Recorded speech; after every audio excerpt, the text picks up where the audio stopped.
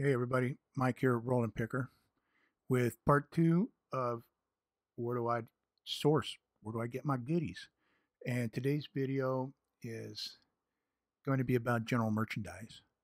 So let's get on over to that video and see what it's all about. All right, folks, so part two of the sourcing is going to be with some generalized merchandise. One of the places that I've used is Rock Bottom Deals.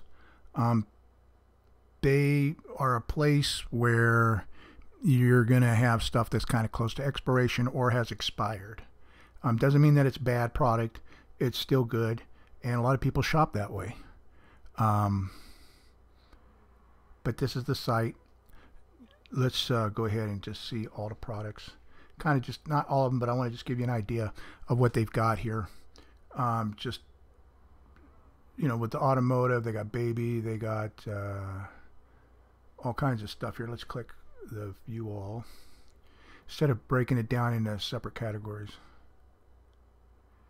So as we scroll down here, you can kind of get an idea, and the price is in red, what it is per unit. And you know, there's a few, they've got a few things in here. I used this like when I sold out at the flea market. This is where you get a lot of your flea market stuff comes from places like this. So this is one source. Okay, just to get an idea. The other one is Dollar Days. Now, Dollar Days is kind of like a clearinghouse. It's going to have products from all over the place, and they're going to pull them in from everywhere, and then they'll resell them. And the only thing you got to watch here is they've got a minimum order. If the order doesn't go over $100, then you're going to get, like, if you buy one item that's $5, you're going to probably get charged like $19.95 for shipping and handling. So you're going to lose there. This is where you buy bulk. I mean big amounts, so you can save on freight. And you would either put them in for sale up on a flea market, or you know, you could probably sell this stuff out of your garage as garage sale, or break up when you buy in bulk, break them up and sell them down individually, or sell them in, you know, smaller parcel sets. But anyway, this is one of the places, Dollar Days, and we'll take a quick look here. You see they got it all broke down, and you're going to have to log in to see the prices, but you can just get an idea of what they carry. And I don't know if it fits your style or fits you know, where you're selling, but this is one of the sources that I have used in the past. And then one that I use also is B&F of USA. It's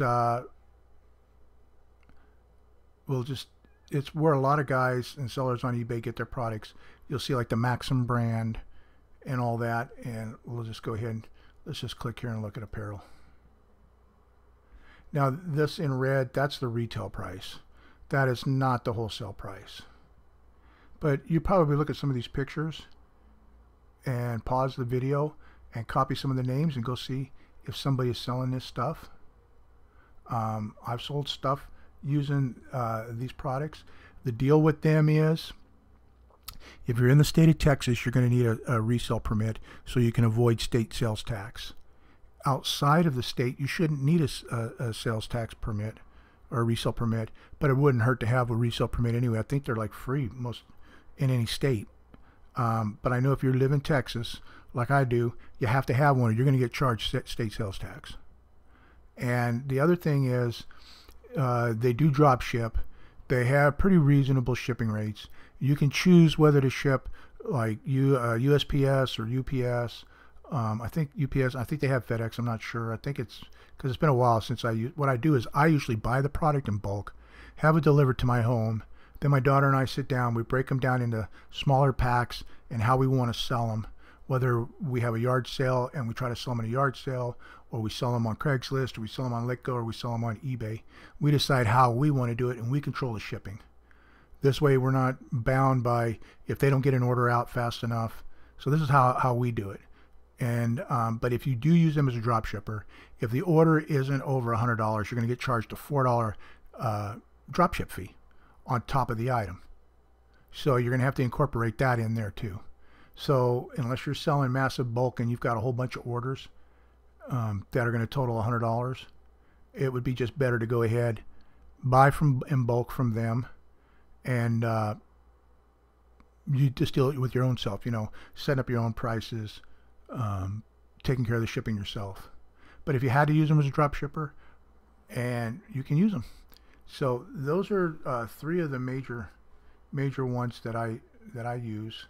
I don't use this one as much anymore because I can pretty much get it from either B&F, or I can go and you know, you can buy sometimes clearing out at Walmart when they got stuff on clearance, and you can buy bulk that way. But I usually don't use them because I don't like that $19.95 shipping and handling if I only need one item. And I use these guys on select items. Normally it's in the automotive area is where I do it. Like, let's see what they've got here. Like cleaners. They used to have this stuff called pig snot. That was a good seller. But you know, if I want to pick up some individual item through here, it's cheaper than going through this one. All right, but then again, over here, like I said, some of their stuff is expired by date or it's close to expiration, and that freaks out some buyers. You know, other buyers, like, it doesn't freak me out if something's expired. You can go check online and find out, you know, if it's going to kill you or not. Chances are, all it does is it takes away the potency of whatever it is, especially if it's like in their healthcare. Let's see here. Your pain relievers. I personally wouldn't sell any of this stuff, but like, you know, here it's expired 8/2013. Does that make it bad that it's 4 years expired? I don't know, but you can Google and find out. But there are people that are still buying this stuff, and they're selling it because it's cheaper. Not everybody can go out and buy this stuff brand new. But out of all of these 3 rock bottom dollar days, I suggest you go over to www.maxim.com, and I'll put the links down in all 3 of them down below in the description so you can check them out. And do yourself a favor and get you an account. And like I say, if you're out of the state of Texas, you're not going to be charged sales tax. But if you're in the state of Texas, you might as well be getting yourself a resale permit so you can beat the sales tax. All right? So that's the video for today. I hope you found it interesting and informative. And if you've enjoyed it, please pass it on to anyone you think that might be able to use any of this information. As always, like below, leave your comments down below. If you've got any questions, ask away in the comments section. If you don't want to use the comments section, go ahead and send them to askmike@yahoo.com. I always check my emails and I try to reply as fast as possible. And don't forget to subscribe. So I hope you all enjoyed it. Hope you have a great day. I hope God blesses you with many sales and success and good times. And we'll see you in part 3 of this series of where do I source from. We'll see you in the next video. Mike, Rollin Picker, out.